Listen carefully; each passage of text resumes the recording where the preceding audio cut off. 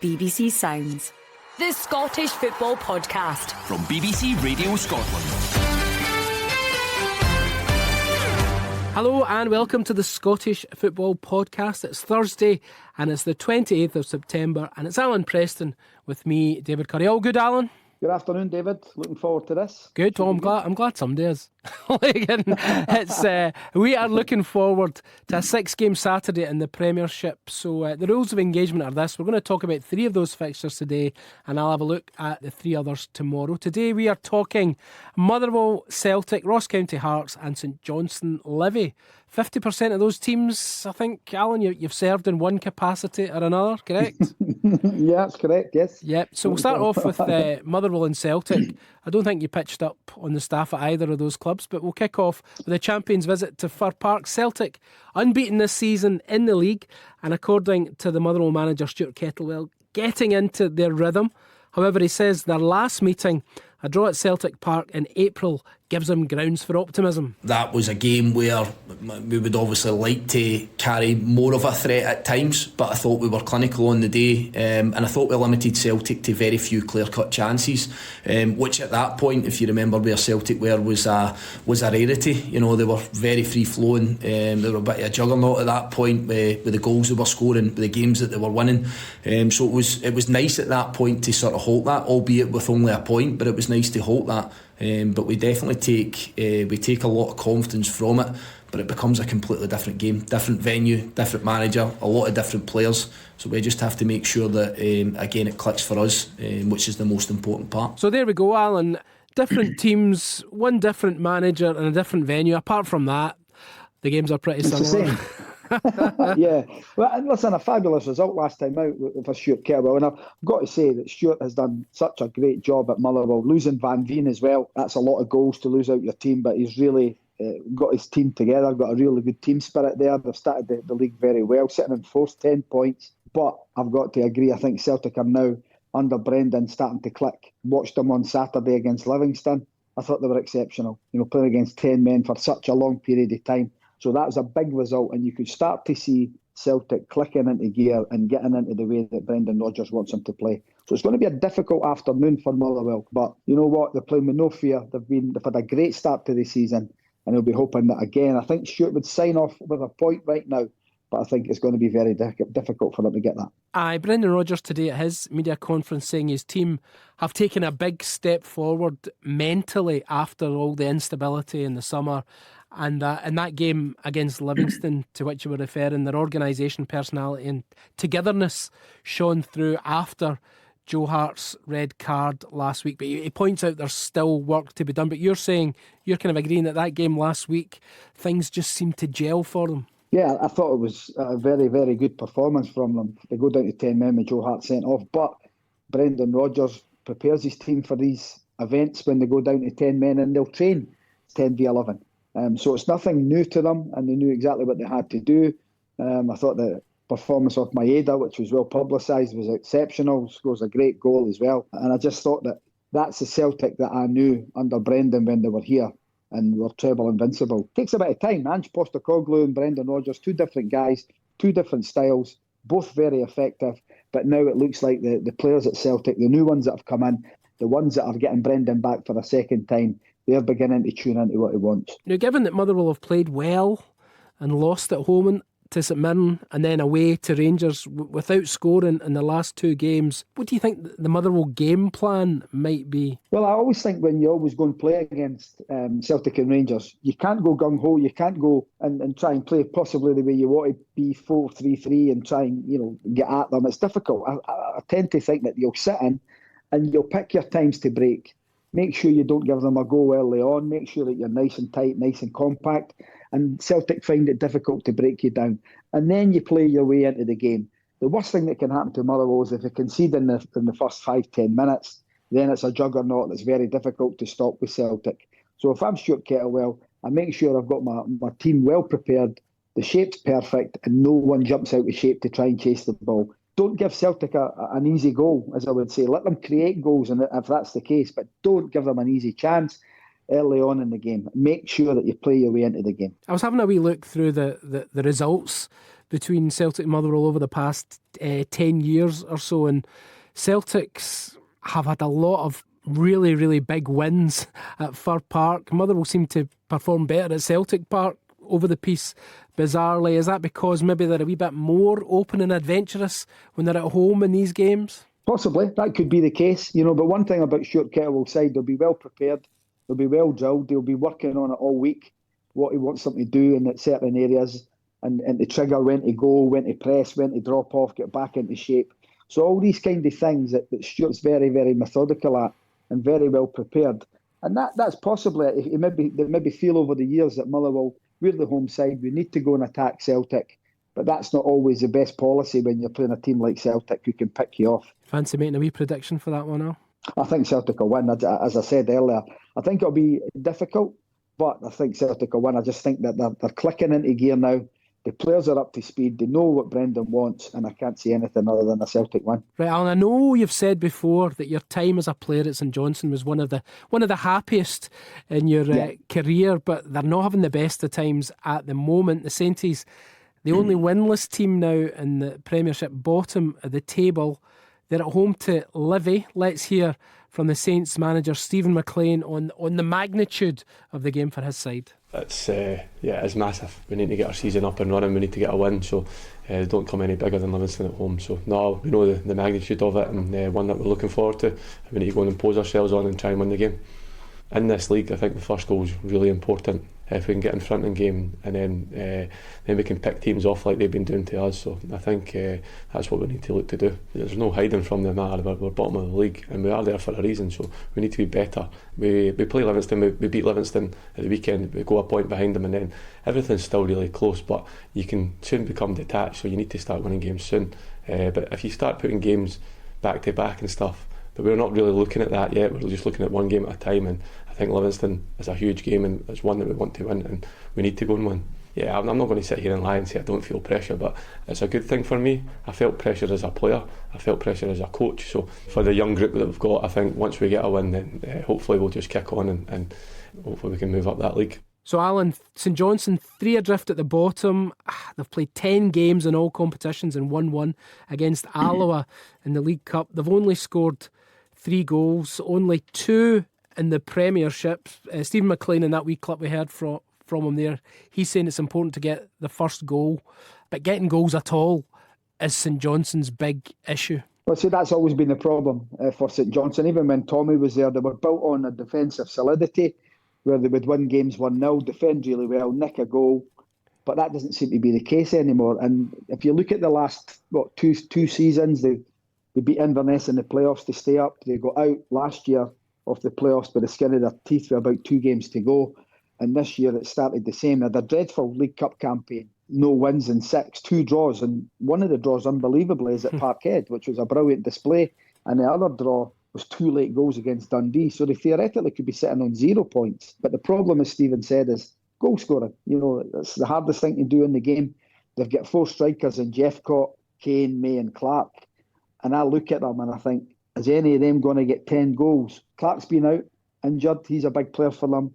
Stevie May has injury problems. Chris Kane got injured last week before they played Hibs at Easter Road, so May played on his own. And Jeffcott, who they brought in, has not really started yet. Whether it looks to me as if he's a little bit overweight and not up to speed yet, but they need someone to come ahead and score goals for them. Whoever it is, someone in that St Johnstone team needs to score a goal for them and then give them something to defend and hang on to. But it's easier said than done. Davy Martindale, I keep saying it, brilliant job he does at Livingston. They were 4 unbeaten up until last Saturday, and they've lost to Celtic and Rangers now.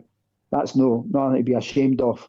But they'll go there knowing that if they can win, they can open up a 7-point gap to St Johnstone. And even this early in the season, David, that's a big gap for St Johnstone to claw back. This is the sort of game, you heard Stephen MacLean there saying it doesn't get any bigger than Livingston at home, which is quite an unusual phrase you would think in Scottish football. But from a St Johnstone point of view, if they're going to get out of this predicament and the pressure on him, which he says he enjoys working under, which I can't get my head around that, this is the type of game they're going to have to get something out of, aren't they? They have, and it's been a really tough start for St Johnstone. And I looked at it, David, the first 15 games of the league campaign, 25% of these games are against Celtic and Rangers. So alone, that's really tough for a manager that's new in the job. It's a real tough run. They've had to also go to Easter Road so far as well. The games they've had to play are very difficult. But until they get that victory and they 3 points on the board, everyone's going to be questioning, is he the right man? The League Cup campaign, as I've touched on, was an absolute disaster for them. He needs to get a result. This Saturday would be fantastic for them. And you're right. Is St Johnstone Livingston the most glamorous game on Saturday? Probably not. But is it the most important? Certainly for St Johnstone it is. Most important for David Martindale's Livy as well. You mentioned there a couple of heavyish defeats to Celtic in the Premiership and then Rangers in the Viaplay Cup at Ibrox. They'll fancy it on Saturday, won't they? And this is just my impression. They do seem to have a bit more about them than St Johnstone, don't they? No, I would agree. I mean, having watched them last night live at Ibrox, I was working last night for the BBC. I thought they were very tentative to start with. They got the first goal at Rangers, which was, for me, one of the worst decisions I've seen all season. We'll come to that later. Dreadful. But the first goal when you play Rangers and Celtic's vital because you're now then having to chase. But I think Davy Martindale, Newbley's a good player. I thought Mackay done well last night. Pittman's, for me, I would always start Pittman. I think he scores goals from midfield. All these guys, and then even at the back, Oberlai, they look solid. Livingston's season will be defined playing against the Ross Counties, the St Johnstones, the Dundees. 9 times out of 10, they come out on top, as we've seen, year in and year out with Davy Martindale's sides. He gets them well drilled, he gets them well prepared and set up, and he knows that on Saturday, if we can go to McDermott Park, win the game, it's massive. 3 points in Perth on Saturday would be huge for them. Oh, all right, Biscuit, it's time for you to call it.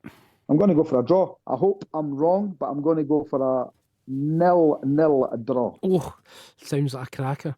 I'm doing it. I should have said 2-2. It might be 2-2. Let's move on to Ross County against Hearts. Hearts into the semi-finals of the Viaplay Cup, the late win over Kilmarnock on Tuesday. But league-wise, 7 points from 6 games. They just don't seem to be able to get into their groove. Good against Aberdeen, then very poor against St Mirren. Yeah, they weren't great. The Hearts, and as we've seen, there was demonstrations the other evening by a certain section of the support at Kilmarnock.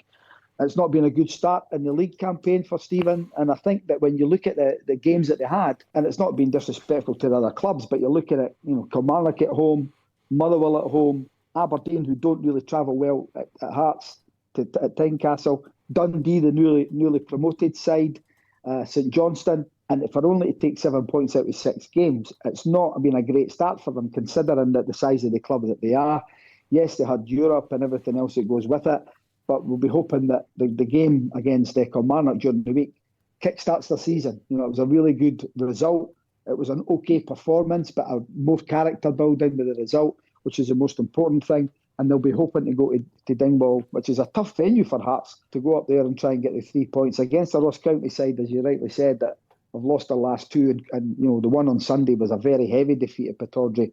And last night's one seems to be a batter and bruise defeat as well. Hearts, though, they need to win to ease that pressure on Stephen Naismith as well as getting them up the league, because they're level on points with County at the moment. Yeah, they do. And Stephen, we had Stephen MacLean earlier, and Stephen Naismith's under pressure as well. He knows that it's a results-driven industry. He's been given a brilliant opportunity at a brilliant club, and he wants to be there and do well for them if he can. And it's great that they're into the semi-final, but that is 5 weeks away. That'll take care of itself. It's now down to league business, and he needs to rack up points and do it quickly. It'll be a tough game against Ross County, but one that Hearts should be going up there, up to the Highlands, and picking up 3 points. And they've got injury problems like every club. I mentioned it earlier about Clark being out and Kane being injured at St Johnstone. Hearts have got Craig Gordon, Halkett, Barry Mackay, Cochrane, Atkinson's now out long term as well. These guys are all starters for Hearts, and they're not fit. The ones that are there, it's an opportunity for the rest of them to try and step forward and get Hearts 3 points. It's been a tough week for County. You referred to that 4-0 defeat at Pittodrie at the weekend there, and then they lost to Aberdeen again last night in the Viaplay Cup. Does it look as if maybe their decent start to the season derailed a wee bit? A little bit. I thought the game on Sunday, I expected them to do better because it was a fragile Aberdeen side, and that was a heavy defeat. And Ross County did do better last night, but getting Baldwin sent off after 20 minutes was a big ask against an Aberdeen team that had scored at that point already through a wonderful goal by Shinnie. But they'll be hoping on Saturday that they can get into Hearts, be in their faces, make the game competitive and come out on top. Because if you can score against this Hearts side, Hearts are sometimes a little bit fragile. And I think the physicality, I look at Rowles and I look at Kent, the two centre-halves at Hearts, they're decent football players, but they're not the most physical.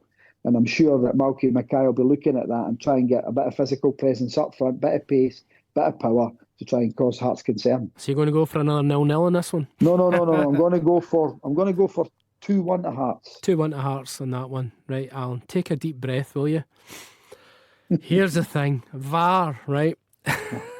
It was only used in half of the 4 Viaplay Cup quarter-finals. It was used in Killie Hearts and Rangers against Livy. We've got the chief exec of Livy coming out on social media complaining about the VAR decision for the first goal, claiming Sima pushed a Livy player in the build-up. Meanwhile, Malky Mackay, the Ross County manager, is saying that if VAR had been in operation at Ross County versus Aberdeen, 2 Aberdeen players might have been red carded, as well as Jack Baldwin for County. Josh Sims was in the hospital. He got to the hospital at 6:15 this morning. They've stitched up inside and outside, so the muscle's been stitched inside and the leg has been stitched outside. So it's a really nasty one. So he was 6:15, and I think Josh Reid was 4:15.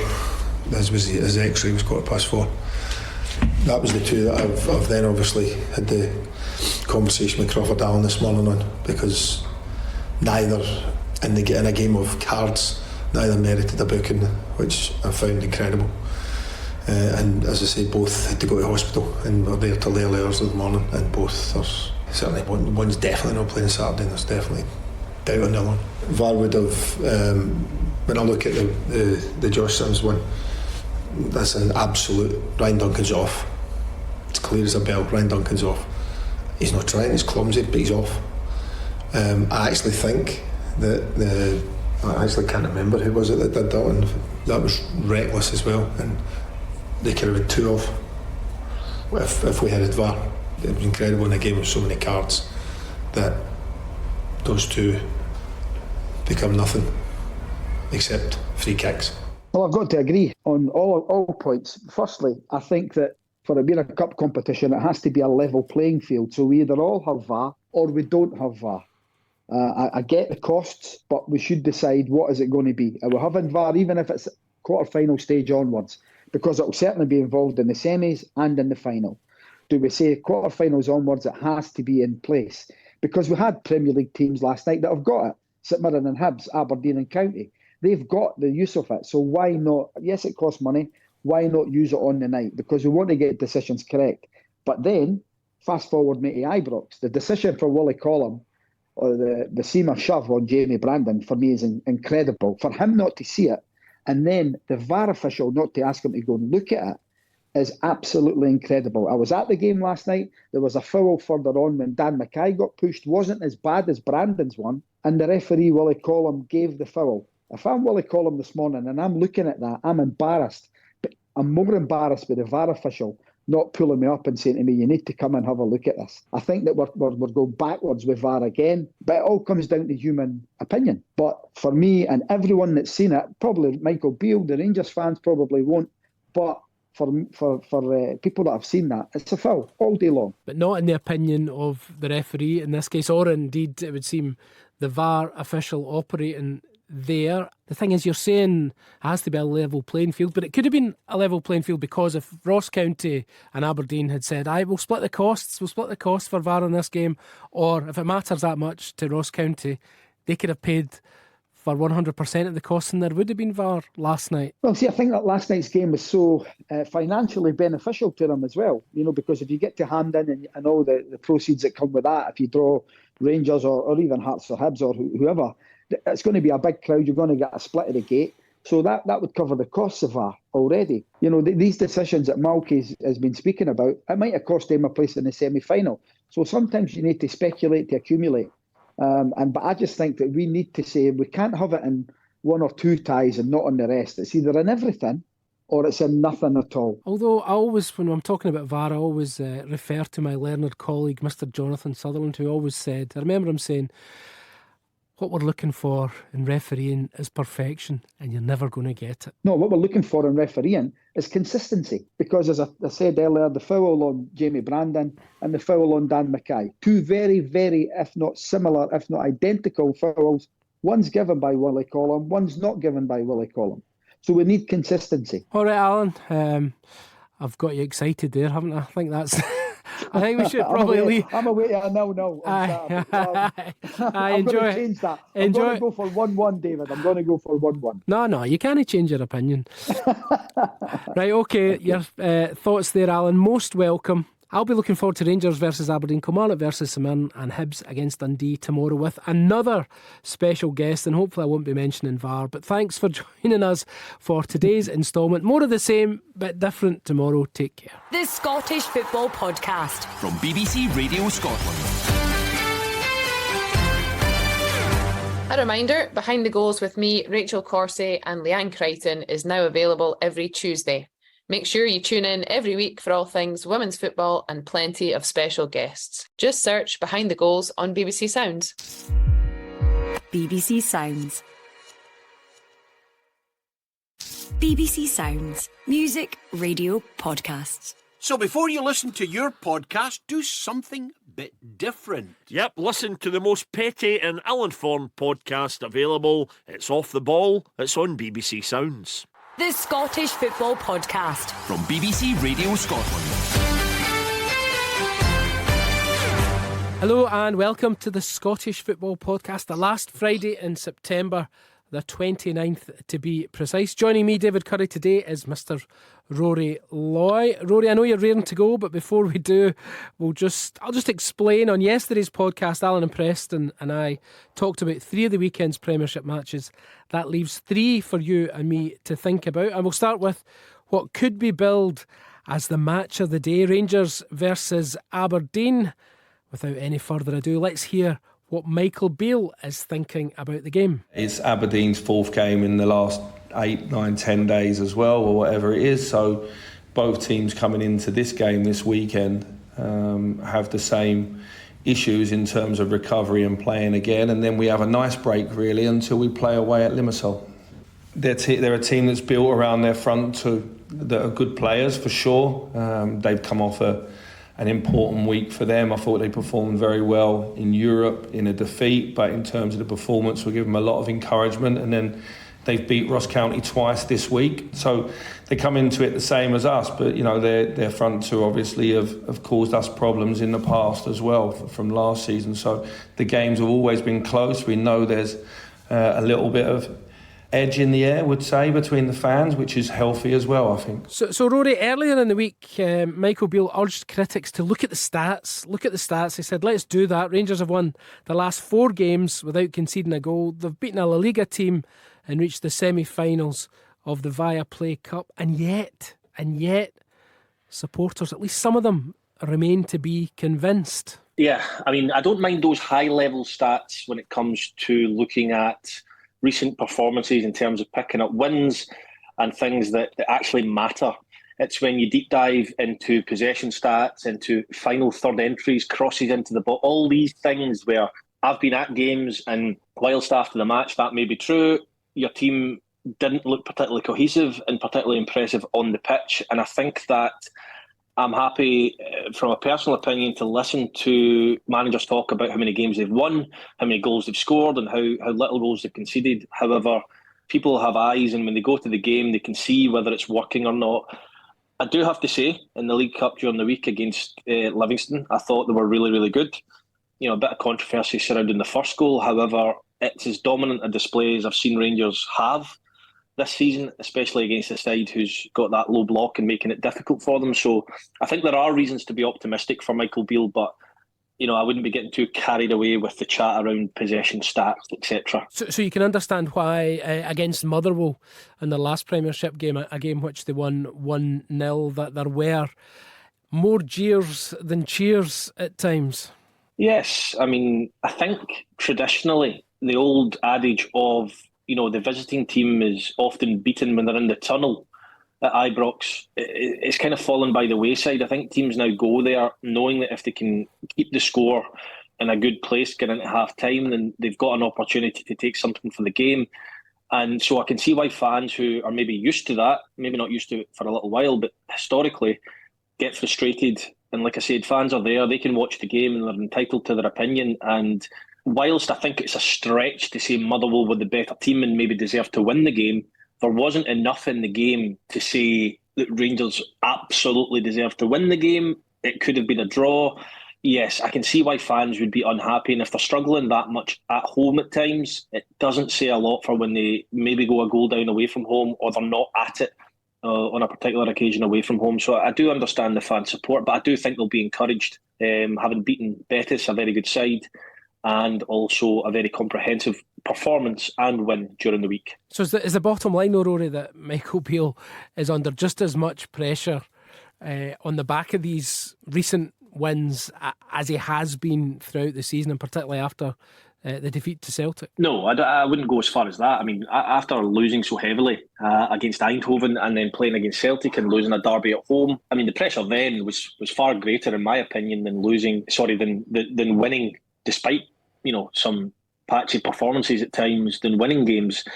That being said, Aberdeen at the weekend leaves the door open for that pressure to come piling back in if they don't pick up 3 points. Then, especially if Celtic do the business, it would really crank up the pressure. It's a little bit of a cliche, but you're only one game away from a disaster at Rangers and Celtic, and that very much is the case. And they're playing another bitter rival in Aberdeen at the weekend, so they'll need to get the job done. They'll need to stay within touching distance of Celtic and continue to do that, because it doesn't stop. The games come thick and fast. I think Celtic will pick up momentum.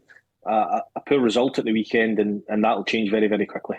Well, let's talk Aberdeen, because they go to Ibrox on the back of back-to-back wins, both over Ross County, one in the Viaplay Cup, one in the league. Here's their manager, Barry Robson. The season's been a wee bit up and down for us, but I think we've started to move and started to motor a wee bit now, and the last week that we've had has been really productive. Although we never won over in Germany, it was still a very, very good performance, picking up some points in the league, and we get ourselves a trip to Hampden. So we're in a place where we're moving, and we're moving in the right direction.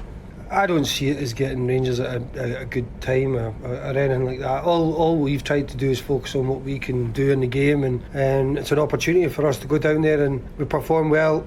We've got a chance of winning the game. We know it's difficult. They've got really good players, exciting players, but so have we. So we need to go and try and stamp our authority in the game at the certain moments that we can. So Rory, a couple of weeks ago you might not have given the Dons much of a chance going to Ibrox, but they played well against Eintracht in Europa Conference League despite losing in Frankfurt, and they beaten Ross County twice. That must improve their prospects a bit. Yes, I would say so, and I think it's relieved a little bit of pressure that Barry Robson will be feeling and putting on himself. I'm sure he's got very high standards.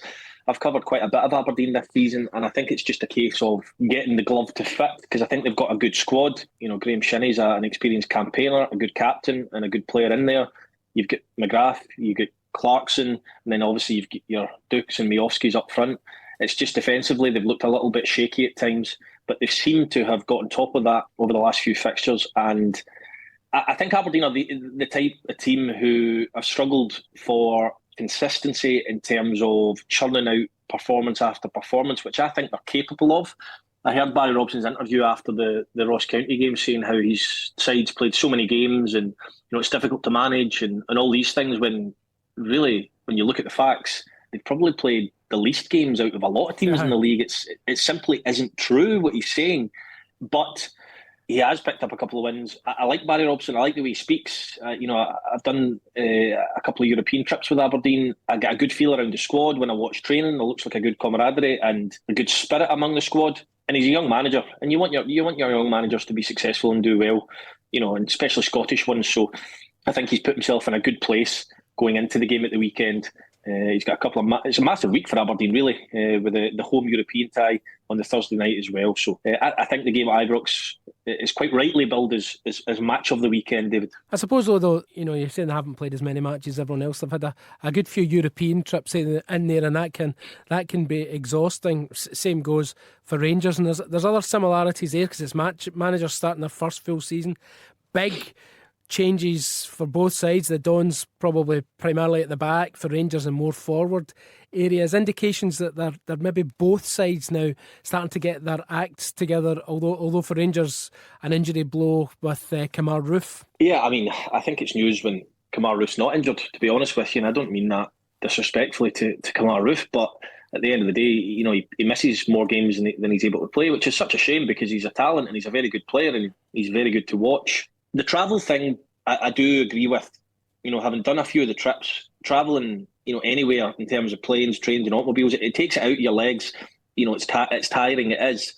However, you know, only one game per tie is away from home, and you do need to navigate the following league fixture. But you look at the other sides in the league who had to navigate 4 League Cup ties at the start of the season before any of these sides had kicked a ball pretty much. Aberdeen certainly, including a midweek fixture, so they're having to manage the squad. But as much as these managers complain about that, I think it gives them good momentum going into the season, especially if your league campaign is successful. You look at sides like Motherwell, you look at sides like St Mirren and how successful they've been in the early part of the season. And I think that's momentum from good League Cup campaigns, having played 4 competitive fixtures. I do sympathise with the travel, but you know, the whole season is geared for Aberdeen, Hibs, Hearts around finishing third. So you can't then finish third and then complain that you've got a lot of games. That's the nature of the beast. It's like a fish complaining about the water. Kind of, yes. Now, I do understand, David, if you're struggling for form, you are going to appeal for sympathy given the nature of the travel, the quality of the opposition you're playing, and the fact that you need to try and manage the squad. I totally understand that. I'm not saying that isn't a reason to be brought up at certain times, but just thought it was a rather strange comment after a couple of wins for Barry Robson. But fingers crossed, Barry Robson's getting used to it, his squad's getting used to it, which the players aren't used to it as well, and they can move forward, you know, show Scotland in a good light in Europe, and domestically we can see them performing well. All right, let's cut to the chase in this one. You've weighed up the evidence. Give me a prediction, if you will. I think both teams will score. I think Aberdeen are always good for a goal. However, I think Rangers will have a little bit too much on the day given where the game is being played in Glasgow. So I will say 3-1 to Rangers. Right, let's move on with the speed of many antelopes. The Buddies away to Kilmarnock, as you mentioned there. St Mirren, great start to the season. Unbeaten.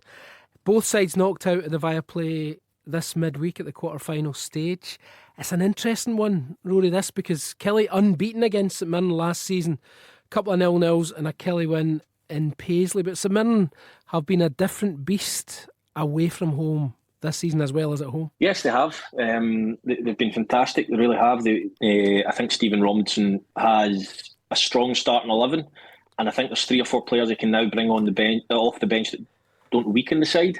I remember the fixture actually that Kilmarnock won in Paisley, and I think that was the fixture which would have guaranteed St Mirren the top 6. I think they ended up getting it in the end, but a bit of a disappointing performance. However, days like that and matches like that, you know, players through that experience will be able to handle that type of pressure in those bigger games, and that's how you grow as a squad, and that's how you become more and more successful through experience in the future. So it is a tough one to call, a really tough one to call, because as much as St Mirren are well organised, they've got attacking threats, fantastic in the wider areas. You look at Kilmarnock, and I don't think anyone could say that a Derek McInnes side isn't well organised. They have also got threats in attacking areas. They both play relatively similar systems. I hope they don't cancel each other out. I think it could be a low-scoring game, if I'm being totally honest with you. And I think one goal either way should do the business potentially. That's got draw written all over it, if I'm being totally honest.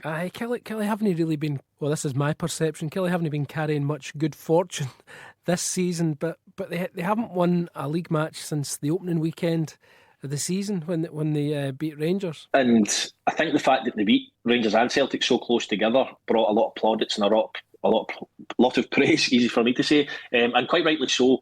I watched the game at home to Ross County. They scored a perfectly good goal and it was disallowed. That was extremely unlucky. Last week, I think they got a stroke of good fortune with the red card for Dundee. I don't think it was a red card. I think he should have stayed on the pitch, Josh Mulligan. And, you know, Kilmarnock are 2-1 up and they managed to concede a goal in the last minute. So a bit of their own downfall is down to them in terms of the weekend there. But I do think Kilmarnock will have a good season. There's nothing more frustrating, I think, for these sides, though, when you are in a winning position with 5-6 minutes to play and you end up dropping points, because wins are massive. You look at the likes of Dundee, who will move on to they've picked up so many draws in matches they could have won, and Kilmarnock are probably the same. And these points all add up come the end of the season. And you look at St Mirren last season; they were able to get a consistent win rather than drawing. The 0-0s were a 1-0 to St Mirren.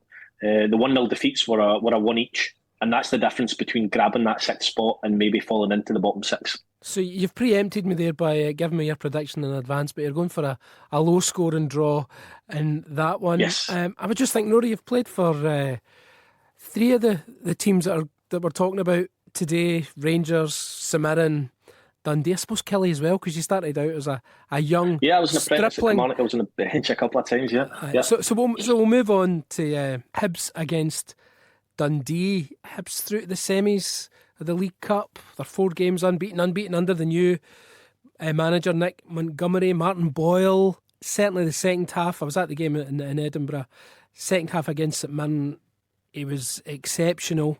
It looks as though he's getting back to his best, so it looks like, are the good times back at Easter Road? I think I would be wearying saying that, given the last few managers have actually started out not so bad at all. I think the last 3 previous to Nick Montgomery won their opening day fixtures. Now, I understand, he's won a couple and he's got a draw as well from a winning position. I think the Hibs fans will be, given their previous experience, probably quelling the optimism at the moment and just waiting to see how things pan out. I do hear there's good signs. I will be at Easter Road tomorrow for the game, so I'm really looking forward to seeing how different they are. I've watched Hibs quite a few times this season, so I know what to expect. I knew what to expect when I went and watched Lee Johnson's sides. However, it'll be interesting to see how Nick Montgomery does. They certainly don't struggle for goals. They're only behind Celtic in terms of goals scored this season. It's keeping them out at the back that is the issue. Well, that's what I was going to say, because the first half against St Mirren, I don't think there's a shot on target in the Viaplay Cup. Second half was a different story. They looked at a team transformed, but they still conceded 2 and they still looked a wee bit fragile at the back. Yes, and that's been a consistent theme for quite some time now under various managers. It's nothing new. They have a lot of firepower up front. They've got Dylan Vente, who I really like. I think he's very suited to Scottish football. He works his socks off. He gets around the pitch. He never gives up. And you can forgive mistakes at times, and fans will forgive mistakes if you have got that attitude. And he can score a goal. He's got 3 in his last 3 appearances. Adam Lafondra's got a few goals this season. Newell in the middle of the pitch, who is a fantastic player on his day. And then in the wide areas, you've got Ewan, who's a little bit of a Jekyll and Hyde at times, but on his day is marvellous to watch and worth the entry fee alone when he's on it. And then you've got Martin Boyle, who you've already touched on. So middle to front, there's no issues. It's just getting that solid back line, not conceding goals. Now, you often hear, well, Nick Montgomery was the defender. He should be able to fix that. It's not as simple as that. However, he was a bit of a bruiser in terms of the way he played the game. So potentially he may be able to have some influence over the coming weeks in that part of the pitch. Well, his opposite number tomorrow will be Tony Docherty, the Dundee manager. We can tap into his thoughts now. They've got a playing style now under the new manager where they're very positive. We know how difficult it's going to be, but we've looked at them all this week. We've got a game plan going into the game, and hopefully we can execute that. And you know what you need to do as the away team. You need to try and silence the crowd and play your own style of football, and that's what we'll be endeavouring to do. My focus is very much in performance at the moment, and I've been really pleased with performance. Every game we've played, we've been competitive, which I said for day one I want us to be. I would like to have seen us with more points on the board, but you see how tight that league is. There's only 1 point, I think, separating 6 teams at the moment, and 2 points separating 7 teams. So maybe if you turn those performances into points, it gets you further up. But listen, there's a long, long way to go. We're only 6 games into it. I wouldn't normally look at the league table until you've played everybody once. But I'm pleased. I've got to, as manager and working with the boys, I've got to be pleased with the level of performance that we've put in for every match. And if we continue to do that, the points will follow. So, Rory, it is gridlock from this second bottom right up to 4th or 5th in the league table. It's so tight, a couple of points between all the sides. And just a couple of defeats for Dundee this season. Yeah, they've started well. I think the game at St Johnstone, when they were 2 up with next to no time to play, and they ended up drawing 2 each, would have really knocked the stuffing out of Tony Docherty on his side. However, they don't really show any signs of that disappointment. The one thing I like about Dundee this season compared to other seasons, David, is they've got goals all over the pitch. Lyle Cameron's got a goal this season, Josh Mulligan's got a goal this season, Luke McCowan, Bakayoko and Rudden. The forwards got off the mark last week. You've got Ricky Lamy contributing goal-wise as well. So I think that's huge in terms of Dundee being able to keep the Premiership status. But you do need to go back to October 2001, believe it or not, Stephen Milne last-minute winner for the last time Dundee won at Easter Road. So it's been a while, but I think on their day, Dundee will be able to cause Hibs problems tomorrow. Don't ever like to say this when I'm going to the match. However, I think looking at the game and doing a little bit of work on it, I do expect some goals. All right, you know what's coming next. You know what to expect. How's it going to go? I'm hoping for a 3-2 or 3 each, but I think Hibs might do the business just, and we'll say both teams will score and Hibs will win 2-1.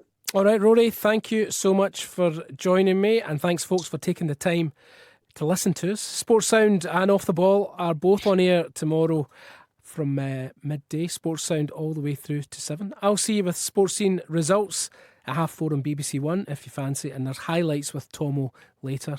Take care and enjoy your weekend. The Scottish Football Podcast from BBC Radio Scotland. A reminder, Behind the Goals with me, Rachel Corsey and Leanne Crichton is now available every Tuesday. Make sure you tune in every week for all things women's football and plenty of special guests. Just search Behind the Goals on BBC Sounds. BBC Sounds. Music, radio, podcasts.